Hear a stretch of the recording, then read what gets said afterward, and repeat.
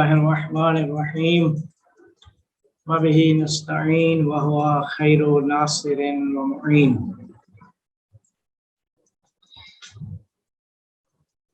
ہماری گفتگو فصل یعقوبیہ میں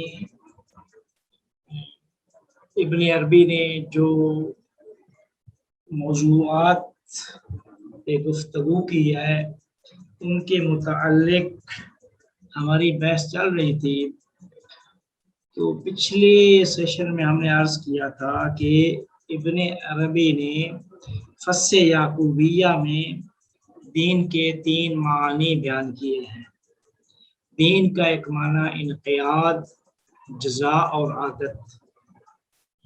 اب یہ جو آخری جو تتمہ ہے اس پوری فصل کا، اس تتمہ میں بحث کرتے ہیں دین کی اقسام کے بارے میں. ابن عربی فرماتے ہیں کہ دین کی 2 اقسام ہیں، دین کی 2 قسمیں ہیں. فرماتے ہیں کہ پہلی قسم وہ دین ہے کہ جسے دین تاسیسی یا تشریعی کا نام دیتے ہیں. تاسیس یعنی جب ہم کہتے ہیں کہ فلاں نے فلاں چیز کو تاسیس کیا، بنایا. تاسیس کرنا، بنانا کہتے ہیں نا. مؤسس، فلاں ادارے کے مؤسس یعنی بنانے والے. کہتے ہیں دین تاسیسی یعنی وہ دین جسے اللہ نے بنایا ہے، وہ دین جسے اللہ نے بنایا ہے. اور اس دین کی سیر اور سفر جو ہے وہ نزولی ہے. نزولی سے مراد یہ ہے کہ یہ دین اوپر سے نازل ہوا ہے. ایک سیر نزولی ہوتی ہے اور ایک سیر صعودی. سیر نزولی اوپر سے نیچے، جس طرح بارش نازل ہوتی ہے تو بارش اوپر ہوتی ہے، نیچے اس کا نزول ہوتا ہے. اسی طرح کہتے ہیں کہ ایک قوس سعودی یا سیر سعودی. سیر سعودی کا مطلب یہ ہوتا ہے کہ نیچے سے اوپر کی طرف جانا. تو فرماتے ہیں کہ یہ دین جسے دین تاسیسی کہا جاتا ہے یہ سیر نزولی رکھتا ہے کہ اللہ تعالیٰ نے اس کو اپنی طرف سے نازل کیا ہے. وہ دین جو اللہ کے پاس ہے، ان الدین عند اللہ الاسلام، وہ دین جو اللہ کے پاس ہے وہ دین اسلام ہے. تو اس دین کو اللہ نے نازل کیا، اس کا نزول ہوا. جو اس کا نزول ہوا ہے تو یہ نزول، اس دین کا جو نزول ہے اس کا تعلق انسانی فطرت سے ہے کہ انسانی فطرت اس دین سے آشنا ہے. لہذا جب قرآن میں اس دین کے بارے میں بات ہوتی ہے یا اس کو یاد کیا جاتا ہے تو غالباً اللہ تعالیٰ الف لام لگاتا ہے. الف لام اس کو عربی گرامر میں کہتے ہیں الف لام احدی، یعنی وہ دین معہود جو تمہاری فطرت جسے تم جانتے ہو، جس سے تمہاری فطرت آشنا ہے.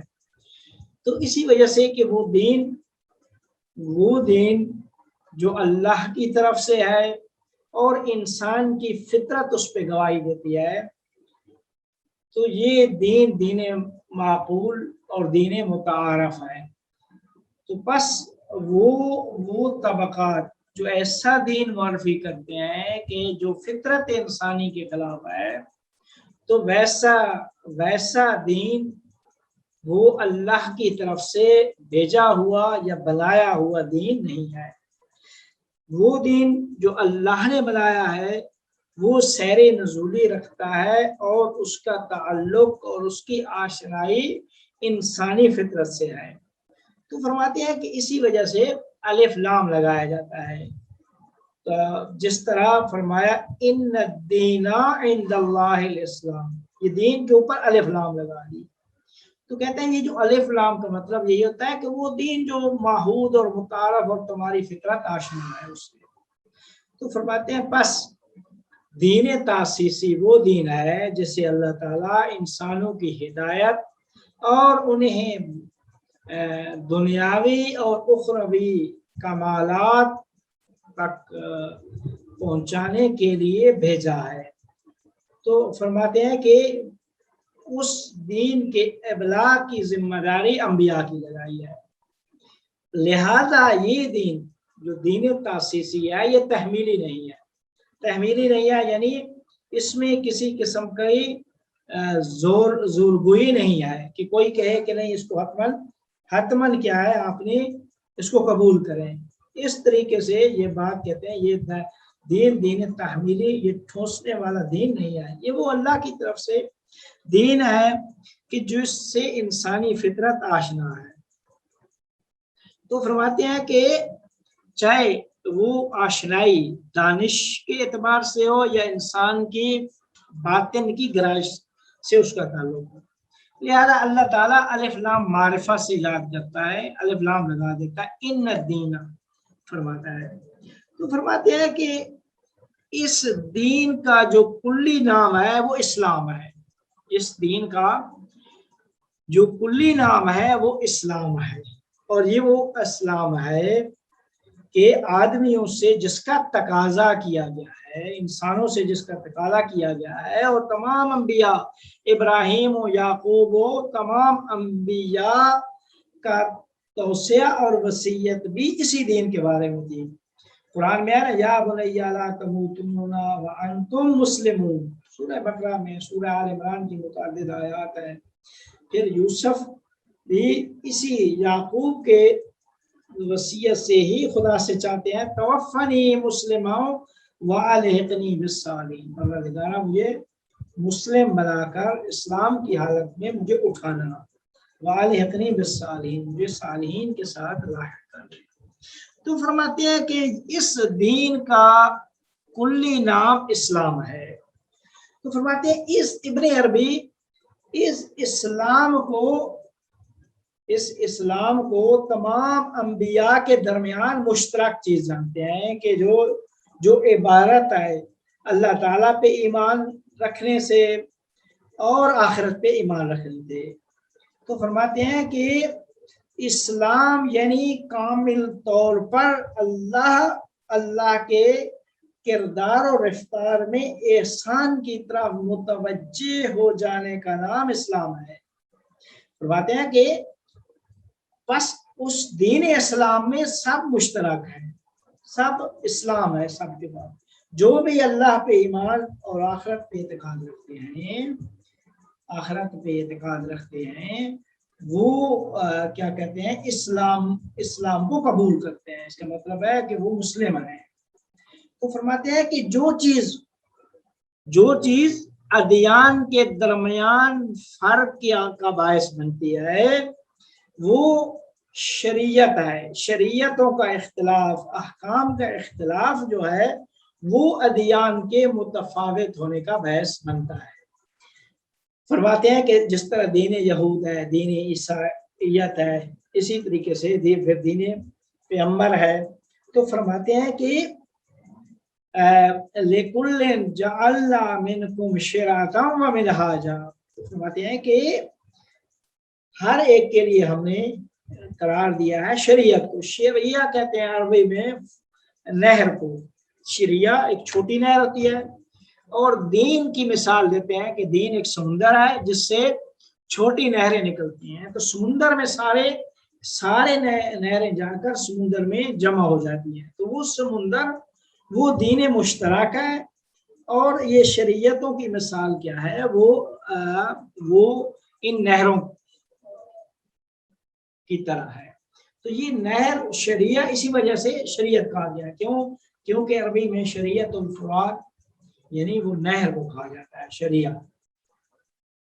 تو فرماتے ہیں کہ بس شریعت یہ ہے کہ جو تمام انبیاء کے درمیان، تمام ادیان کے درمیان تفاوت کا سبب بنتی ہے۔ فرماتے ہیں کہ پھر یہ جو شریعتیں آتی ہیں، شریعت میں شرائط زمان و مکان کو مد نظر رکھا جاتا ہے، جو شرائط ہوتی ہیں ان کی بنیاد پہ شریعتوں کو بھیجا جاتا ہے۔ تو فرمایا کہ لہذا یہی کہتے ہیں کہ یہ جو مشترک چیز جو تھی جو اللہ نے تمام کے لیے قرار دی تھی کہ تمام مسلم ہیں، تو کہتے ہیں کہ لہذا یہود و نصارہ جو اپنے آپ کو بہشتی کہتے تھے، بہشت میں جانے کا مستحق یہود و نصارہ اپنے آپ کو سمجھتے تھے، ان کو اللہ نے محکوم کیا ہے۔ کیوں محکوم کیا ہے؟ کہ فقط وہ اس دین مشترک کے قائل نہیں ہے بلکہ اور لوگ بھی ہیں۔ تو فرماتے ہیں کہ لہذا قرآن نے بھی تمام انبیاء کو مسلم بتایا ہے کہ وہ اسلام کی حالت میں تھے۔ حضرت ابراہیم، حضرت یعقوب، حضرت یوسف، ساروں کے بارے میں اسلام کی مسلمان اور اسلام امرت وانا اول المسلمین یہ بات ہوئی ہے۔ تو یہ ایک کہتے ہیں کہ دین کے پس دو معنی، ایک معنی دین کی قسم، دین کی دو قسمیں، ایک معنی دین تاسیسی یا دین تشریعی، کہ وہ دین جسے اللہ نے اپنی طرف سے بھیجا ہے، اوپر سے نازل ہوا ہے، اور جس کا تعلق جس سے آشنا انسان کی فطرت ہے، اور وہی دین تاسیسی تمام کے درمیان مشترک ہے، تمام انبیاء اور تمام شریعتوں کے درمیان مشترک ہے۔ دوسرے دین کو نام دیتے ہیں وہ دین جس کو دین خلقی بھی کہتے ہیں، اس کو دین حقیقی بھی کہتے ہیں، دین تاسیسی کو، اور دوسری قسم کو کہتے ہیں دین خلقی یا دین امضاء۔ وہ امضاء کہتے ہیں، دین امضائی یعنی وہ دین جس کے اوپر کیا کہتے ہیں سائن ہو کسی کے، یعنی میں نے نہیں ایجاد کیا، کسی اور نے ایجاد کیا ہے، میں نے اس کے اوپر آ کر سائن کیا ہے، میں نے کہا ٹھیک ہے یہ میرے اپنا جعل شدہ دین نہیں ہے، میرا اپنا بنایا ہوا دین نہیں ہے، بلکہ بنایا ہوا کسی اور کا ہے، اور میں نے اس کے اوپر مہر لگائی ہے، میں نے کہا کہ یہ ٹھیک ہے، میں نے اس کی تائید کر دی یا اس کے اوپر دستخط کر دی۔ تو فرماتے ہیں یہ جو دین کی دوسری قسم ہے، یہ وہ ہے جو سیر سعودی رکھتی ہے، یعنی نیچے سے اوپر کی طرف، یعنی وہ دین جو اولیاء اور عرفاء کے توسط سے اس دین تشریعی کے دائرے میں رہ کر جسے بنایا جاتا ہے، وہ دین جو اولیاء اور عرفاء کے توسط سے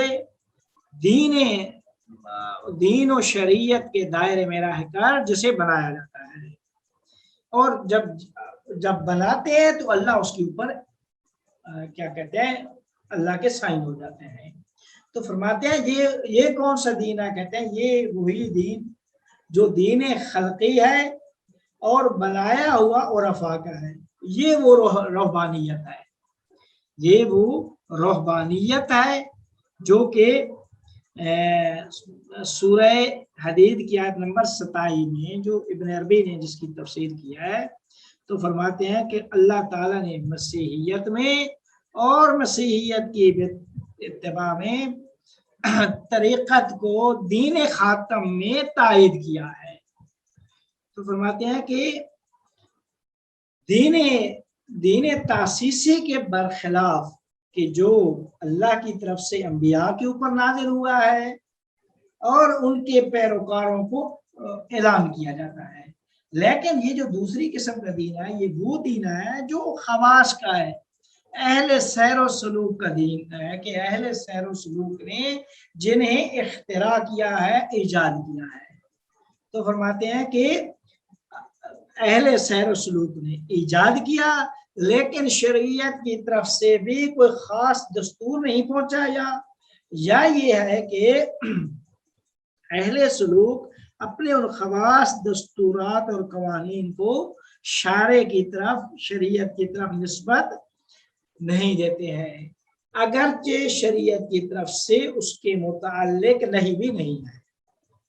تو فرماتے ہیں کہ بس یہ جو دوسرے لفظوں میں یہ جو عرفا اپنے معنوی تجربہ سے اور ذوق روحانی سے وہ جو اتقوا اللہ کی سیڑھی، تقوی الہی کی سیڑھی پہ سوار ہو کر سیر و سلوک کی راہیں طے کرتے ہیں، تو یہ ساری کی ساری اس کلی شریعت کے دائرے میں ہوتی ہے، اور وہ جو اس کلی دین کے اہداف ہیں ان کے ساتھ ان کی ہم آہنگی ہوتی ہے۔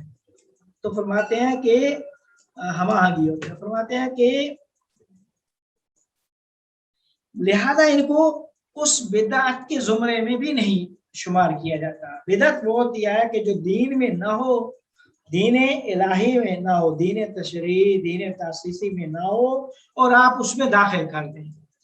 کہتے ہیں کہ یہ بدعت نہیں ہے۔ کیوں نہیں ہے؟ کہ ہم اس میں داخل نہیں کر رہے، ہم یہ نہیں کہہ رہے کہ یہ شارع نے ہی بنایا ہے، اس کا سیر دین تاسیسی نہیں کہہ رہے، ہم کہہ رہے ہیں کہ دین تاسیسی نہیں ہے، دین خلقیہ ہے، تو لہذا وہ قاعدہ بھی اس کو شامل نہیں ہوگا۔ پھر فرماتے ہیں کہ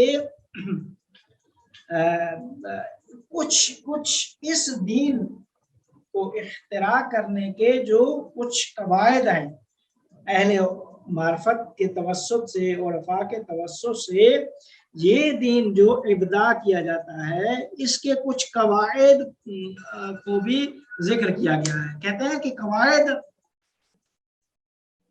میں یہ ہے کہ یہ اپنے کلی احکام جو ہیں وہ اپنی چیزیں صاحب شریعت سے لیتے ہیں، صاحب شریعت سے لے کر اپنے معنوی اور عملی تجربے میں ان کلی مفاہیم کے جو مصادیق اور افراد ہیں ان کو تلاش کرتے ہیں۔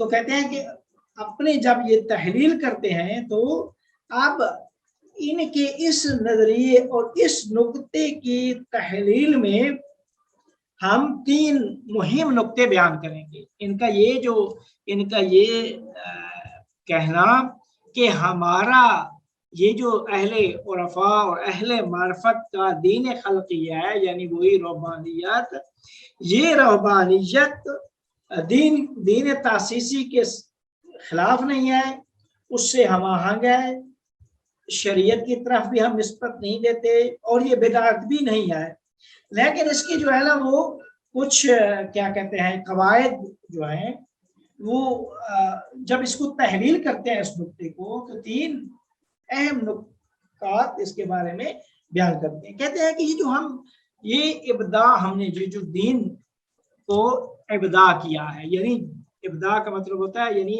اختراع کیا ہے، یہ جو بنایا ہے ہم نے، عرفاء نے یہ جو بنایا ہے، یہ پہلا نقطہ یہ ہے کہ یہ دین کے اندر سے بنایا ہے، دین کے باہر نہیں ہے یہ چیز۔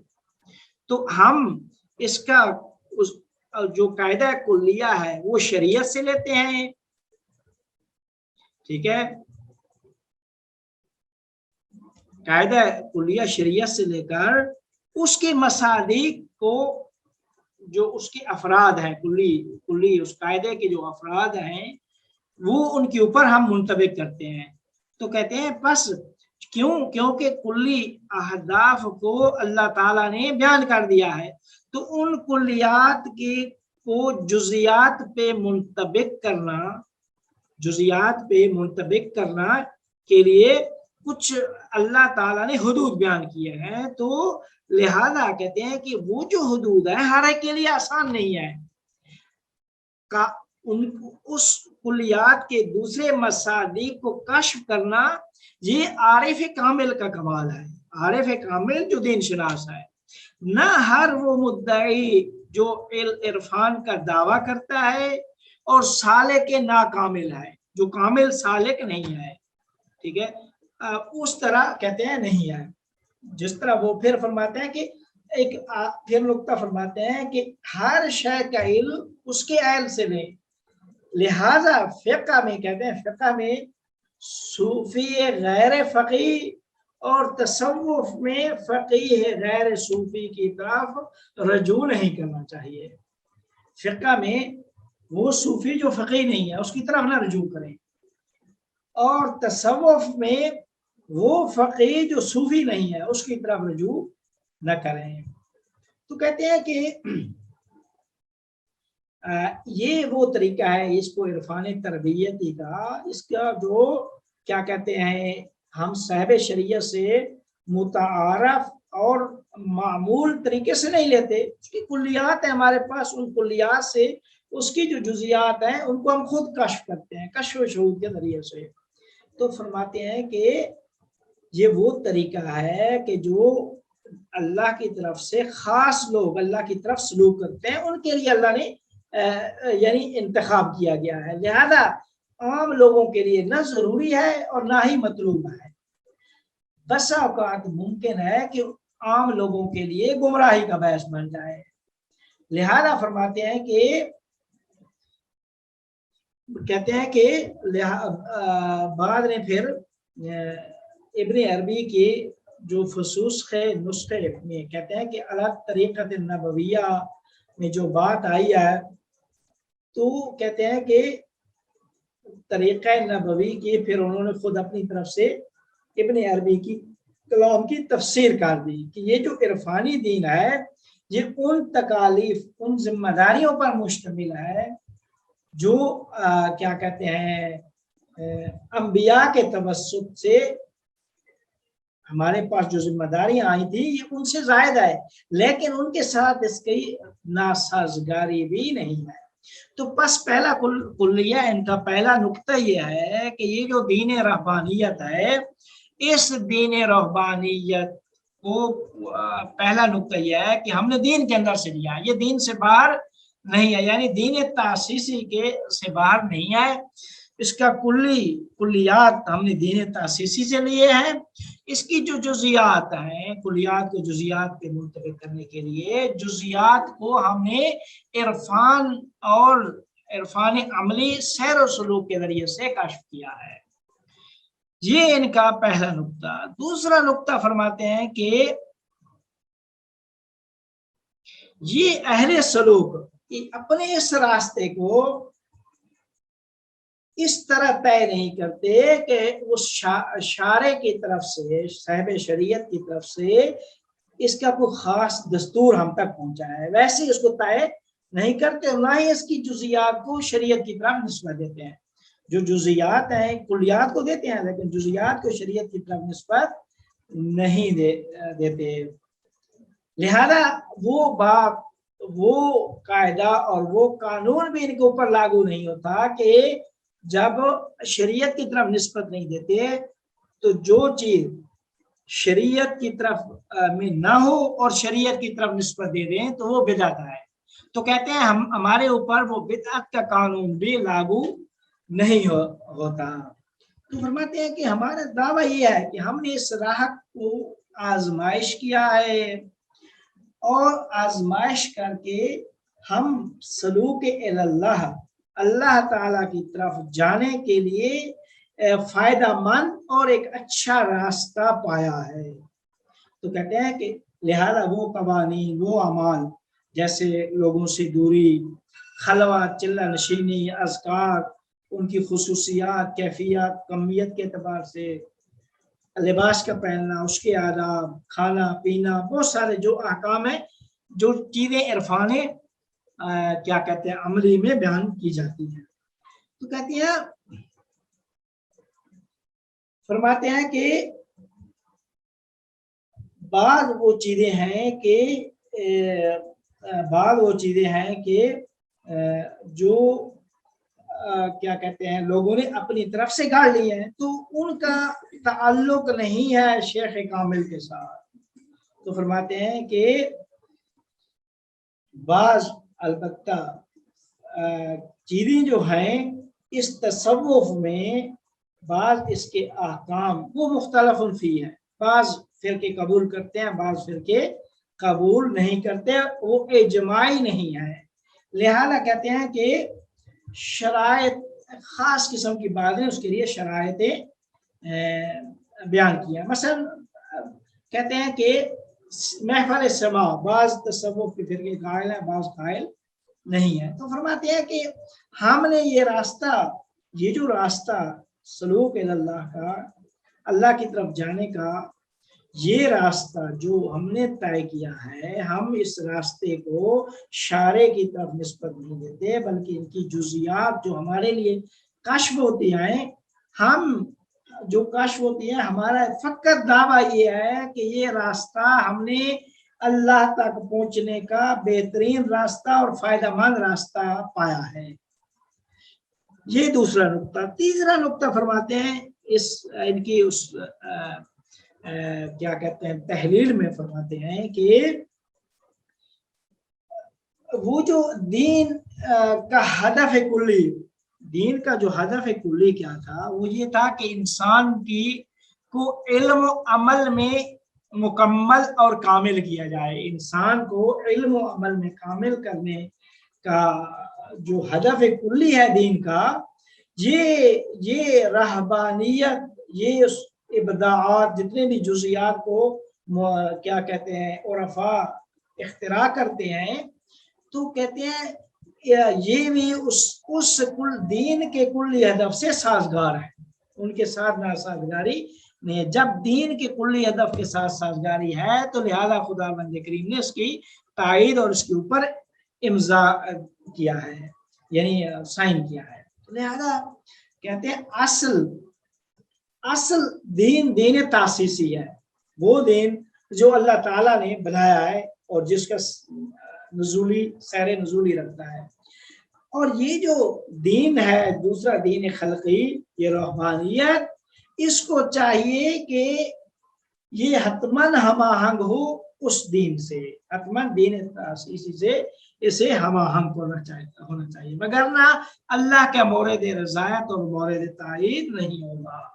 तो फरमाते हैं कि अगर कोई हुक्म इस रहबानियत का, कोई हुक्म दीन तासीसी के हुक्म के बरखिलाफ या उसके तारुज़ में उसके साथ तारुज़ रखता हो, तो उसकी किसी हवाले से तायीद और उसके ऊपर किसी हवाले से क्या कहते हैं उसकी तायीद नहीं की जाएगी। तो फरमाते हैं कि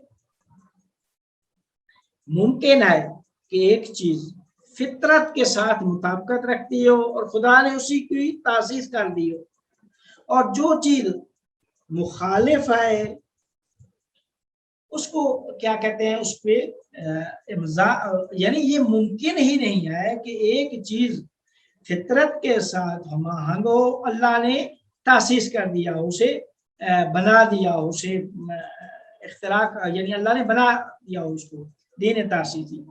तो फरमाते हैं कि बस मुमकिन ही नहीं है कि ये बात मुमकिन ही नहीं है कि जो चीज फितरत के साथ मुताबिकत रखती थी अल्लाह ने उसकी तासीस कर दिया है।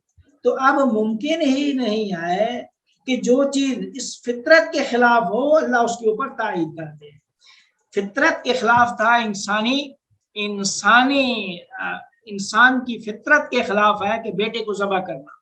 लिहाजा इब्राहिम और इस्माइल का जो वाक़या था, अल्लाह ताला फकत वो एक अमर इम्तिहानी था, जिस इम्तिहान की बुनियाद पर अल्लाह ने देखना था कि कितना मुनक़ाद और तस्लीम, यानी कितना तस्लीम है बाप बेटा मेरे अमर के मुकाबले में।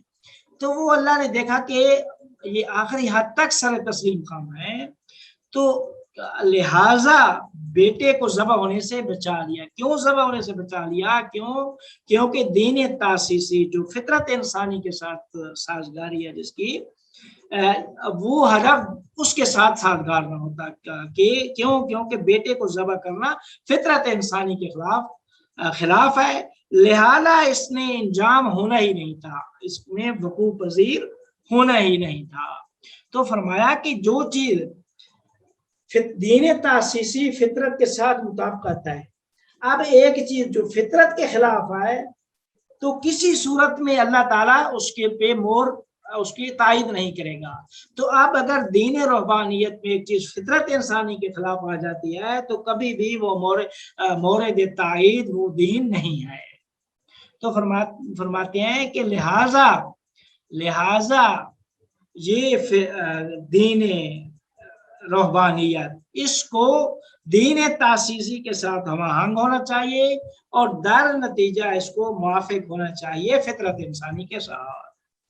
तो फरमाते हैं कि अब इब्ने अरबी इसी दीन खल्की, जिसको दीन खल्की भी कहा है, इसको दीन वही रहबानियत जो मसीहत में है वही जानते हैं। तो फरमाते हैं कि कुरान में फिर इसके ऊपर दलील देते हैं कि कुरान मजीद में आया है कि जिस आयत से पता चलता है कि ये रहबानियत जो है, रहबानियत को अल्लाह ताला ने इसकी तायद किया है। फरमाया सूरह हदीद की आयत नंबर 27 में, वरबानियतन इब्तदाऊहा, रहबानियत जिसको उन्होंने इब्दा किया, बनाया, मा कतबना अलैहिम, हमने से नहीं लिखा उनके ऊपर, इल्ला इब्तिगा रिज़वानिल्लाह फमा राउहा हक्का रियायतिहा वल्लज़ीना फातल्लज़ीना आमनु मिनहुम अजरहुम व कसीरुम मिनहुम फासिकून।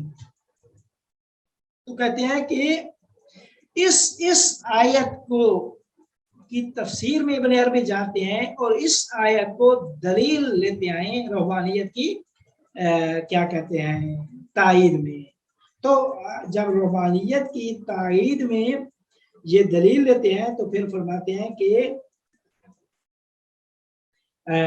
दीन खातम में भी ये कोई हमारे पास दलील नहीं है कि दीन खातम में भी वही जो दीन ईसा में थी रहबानियत, ये दीन खातम में भी यही रहबानियत है। एक ये आयत, एक दूसरी आयत, वजअलना फी कुलूबिल लज़ीना इत्तबऊ रहफा व रहमा व रहबानियतन इब्तदाऊहा। फरमाते हैं कि हमने ईसा के पैरोकारों के दिल में रहमत और राफत और रहबानियत करार दिया है। तो कहते हैं रहमत और राफत, रऊफ मेहरबानी, एक कशिश और गराइश है कि जिसका ताल्लुक किसी किस्म के कवानीन और सुनन और आदाब से नहीं है। तो कहते हैं कि लिहाजा जो ईसाइयत में रूहानी रहबानियत थी वो उसका ताल्लुक भी किसी किस्म के कानून और अमली सीरत उससे सुनन से नहीं है, बल्कि इसका ताल्लुक एक सीरा अमली से है। लिहाजा खुदावंद करीम ने फरमाया कि हमने ईसा के पैरोकारों के दिल में ये रहमत और राफत और रहबानियत को करार दिया है। तो बस रहबानियत की जड़ जो है और सरचश्मा वो गराइश है जो ईसा अलैहिस्सलाम के लिए मोमिनीन के दिलों में पैदा की थी। तो फरमाया कि बस इस गराइश को पैदा करने का फाइल क्या है, वो इलाही फाइल है, इनायत इलाही है और जान इलाही है। तो आप लिहाजा बस ये गराइश ताई और एहदाई है, अल्लाह की तरफ से हदिया की गई है और अता की गई है कि जिसकी वजह से क्या कहते हैं यानी ये अता की गई है और यही वो रहबानियत है और इसी से ही फिर आगे सलूक अमली है। फिर फरमाते हैं कि ये पहला तरीका था। दूसरा उन्होंने बताया कि इस बात का दूसरा तरीका, कहते हैं कि दूसरा तरीका ये है कि एक आयत का दूसरे हिस्से से इस्तेनाद करते हैं। फरमाते हैं कि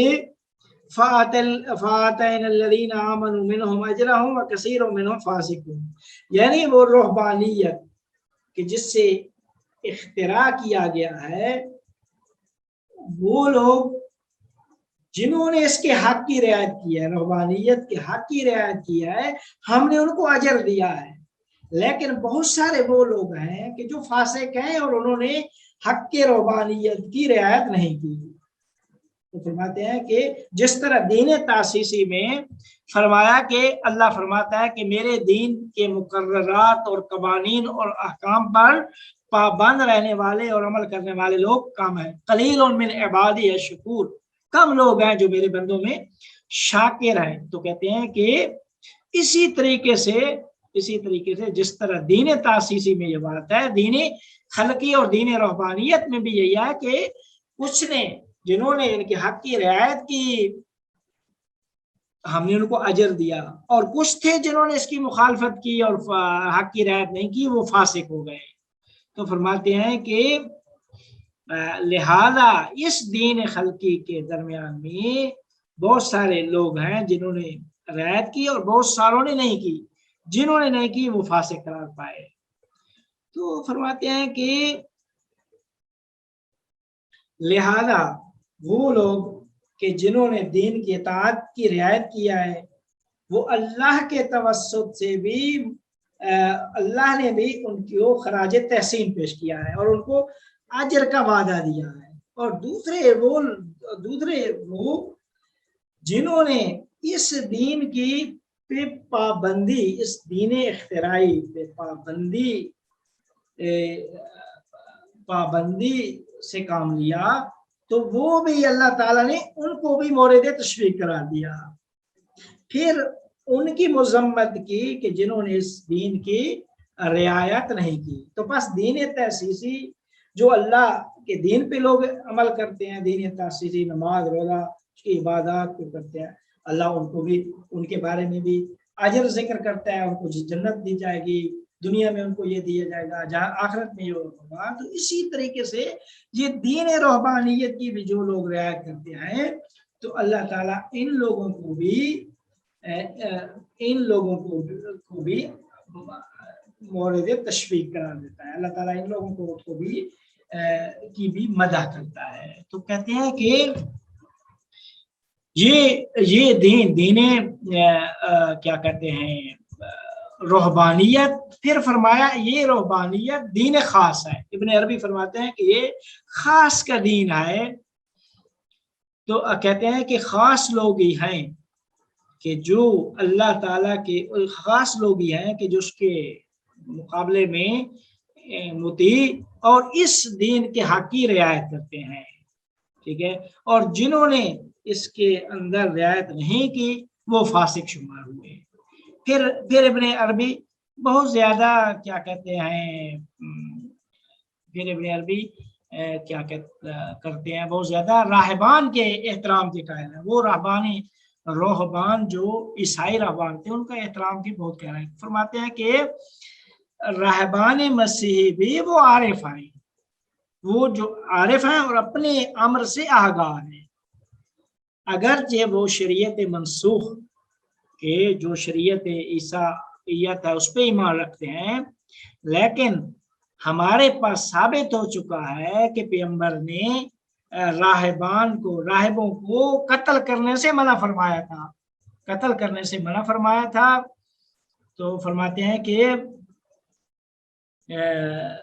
وہ راہب کہ جنہوں نے لوگوں سے دوری اختیار کی تھی اور اللہ تعالیٰ کے ساتھ خلوت کی تھی ان کو قتل کرنے سے منع کیا تھا۔ فرماتے ہیں کہ پھر فرمایا کہ ان کو جہاں تک پہنچے ہیں، جہاں جانا چاہتے ہیں آپ چھوڑ دینے آزاد، یہ پیغمبر نے فرمایا کہتے ہیں۔ تو یہ جو پیغمبر کا فرمانا ایک لفظ مجمل کو استعمال کرنا اس بات کی دلیل ہے کہ ان کے بارے میں کوئی خاص دستور نہیں ہے کہ ہم ان کی مذمت کر دیں۔ کیونکہ پیغمبر کو معلوم تھا، پیغمبر یہ جانتے تھے کہ یہ اپنے امر سے آگاہ ہے، ٹھیک ہے۔ تو فرماتے ہیں کہ اگر اس قسم کا علم نہ ہوتا تو اللہ تعالیٰ ان راہبوں کی اس قسم کی تعلیم اور اس قسم کی بات کرنے سے بھی آگاہ نہ کرتا۔ تو آپ فرماتے ہیں کہ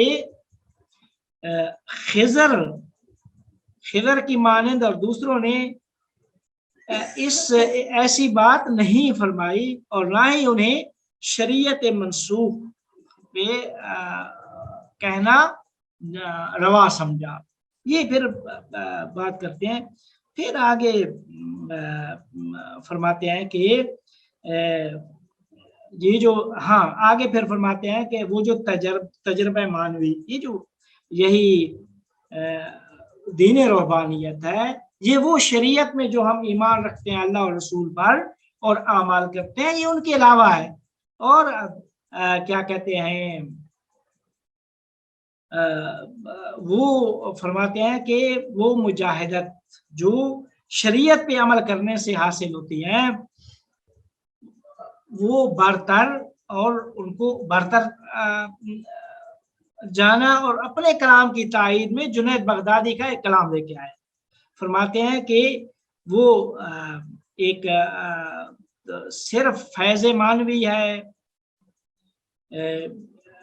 فقط جو شریعت کی شرائع کی پیروی کرتے ہیں اور خاص عقیدہ جن کو عطا ہوا ہے، یہ فقط مانوی فائز کے قائل ہیں، فقط ان کے پاس مانوی فائز ہے، در حالی کے دوسرے لوگ ان کے پاس فائز مانوی الہی ہے کہ جو مخصوص ہے شریعت محمدیہ کے پیروکاروں کے ساتھ۔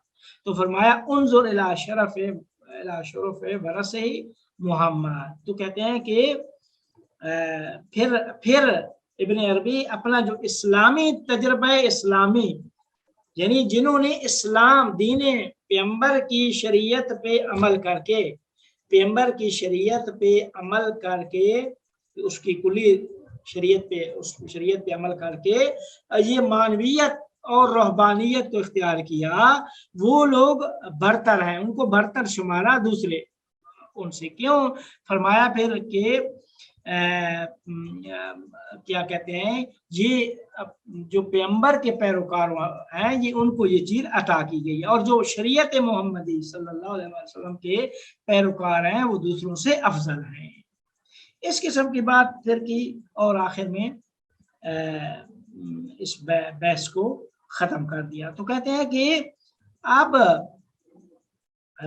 کیا کہتے ہیں، پھر ایک بات اور بھی آخر میں کی کہ جس طرح چونکہ عرفانی ان کا نظریہ ہے ابن عربی کا، وہ ہر چیز کو حل کرنے کے لیے آیان ثابتہ سے تمسک کرتے ہیں، ہر ایک کی عین ثابت اور اسماء الہیہ، چونکہ اسماء کی آیان اور وہی حاکم ہے اس جہان کے اوپر، تو وہاں پہ پھر ذمہ داریاں اور اختیارات کی بات کرتے ہیں انبیاء کے بارے میں۔ وہاں پہ در حقیقت وہ فرماتے ہیں کہ انبیاء کی جو آیان ثابتہ ہے ان کا تقاضا یہ ہے کہ ایک طرف ان کا تقاضا یہ ہے کہ فطرت آدمی کی خدمت کریں اور بدن روح کو امراض روحانیہ سے پاک کریں، تو دوسری طرف ان کا ایک آیان ثابتہ کا تقاضا یہ ہے کہ دین کی خدمت کریں۔ تو لہٰذا فرماتے ہیں کہ چونکہ لوگ مطلقہ لوگوں کی خدمت میں نہیں ہو سکتے، کیونکہ لوگ مادیات اور شہوات میں غرق ہوتے ہیں۔ یہاں پہ پھر وہ ایک حدیث بھی لے کر آتے ہیں، حدیث بھی کافی ساری لے کے آتے ہیں کہ یہ شہوات میں لوگ غرق ہیں، تو جو شہوات میں غرق ہوتا ہے ان سے ہی انبیاء کیا ہے، دور ہے۔ تو جہاں انسانی فطرت کی خدمت کرنا انبیاء کی ڈیوٹی ہے، انسانی فطرت کی، وہاں ان کا ڈیوٹی ہے دین کی خدمت کرنا بھی ان کی ڈیوٹی ہے۔ لوگوں میں مطلقہ طور پہ لوگوں کی خدمت کرنا نہیں ہے، کیونکہ مطلقہ طور پہ ہو تو لوگوں کی جو خواہشات ہیں وہ زیادہ تر شہوانی خواہشات میں کیا کہتے ہیں ممزوج و مخلوط ہیں۔ تو یہیں سے پھر وہ انبیاء کا ہدف بھی بیان کر دیا کہ ضرورت انبیاء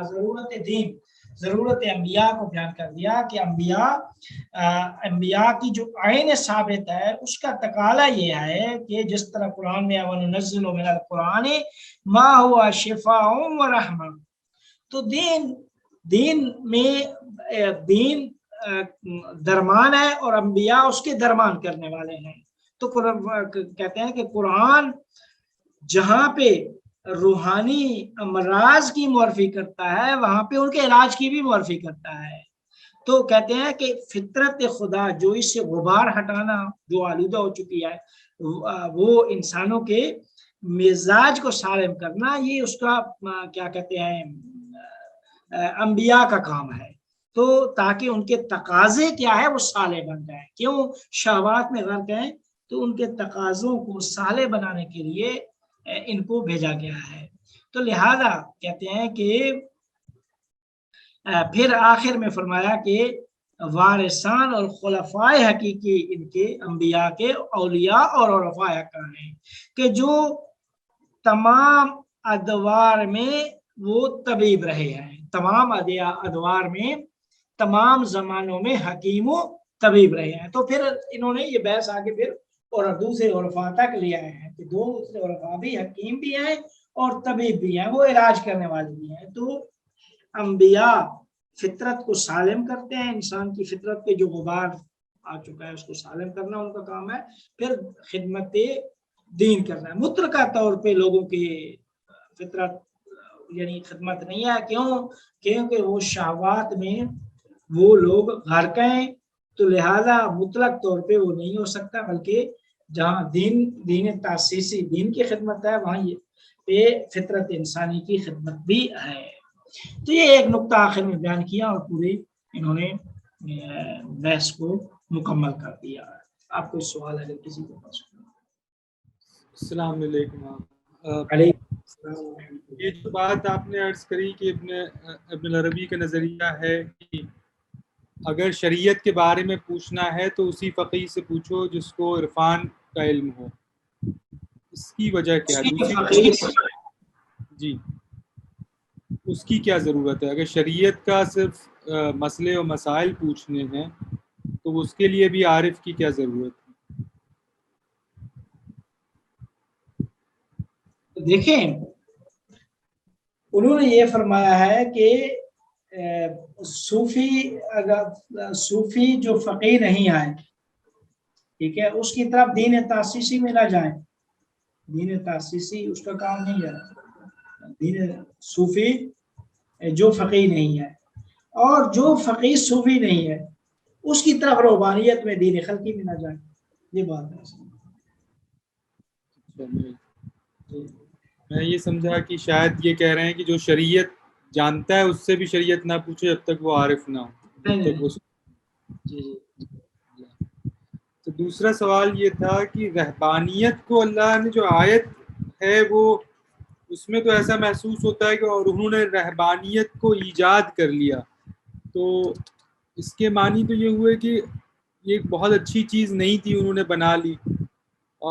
شیخ الاکبر جو ہے اس کو اچھا بھی مان رہے ہیں کہ اس میں سے کچھ اچھی بات تھی جسے اللہ نے اچھا مانا. دلیلیں بھی دے رہے ہیں کہ رضوان من اللہ, یہ یعنی اس میں دلیلیں بھی دے رہے ہیں کہ نہیں یہ ربانیت ایک اچھی چیز ہے جو عرفا کے توسط سے ہے, لیکن پھر اس کے کچھ لوگوں نے برا بنا دیا اس کو. یہی تو یہ ان کا مخصوص نظریہ نظر آیا, کیونکہ یہ تو عام تفسیروں میں تو اس کو یہ رہبانیت کو نیگیٹو ہی دیکھیں گے لوگ, نہیں جانتے. تو رہبانیت سے یہاں مراد زہد ہے, یعنی سب چیزوں سے دور ہو جانا, صرف اللہ کی طرف توجہ رکھنا, یہ رہبانیت ہے, یا طریقت ہے, یا معرفت ہے؟ یہ رہبانیت سے کیا مراد ہے؟ رہبانیت یعنی جو تعریف کرتے ہیں کہ جدائی, عزلت, دوری, لوگوں سے دوری, جو چلا جانا, عبادت کرنا, پہاڑ پہ چلا جانا. جی مگر شیخ الاکبر کا خود کا طریقہ تو رہبانیت تھا نہیں ہے, وہ تو عام زندگی بھی جی رہے تھے اور ساری چیزیں عمل کر رہے تھے. یہ میرے خیال میں وہ انہوں نے سیر و منل حق سے خلق کی طرف آ چکے تھے جو ہے نا.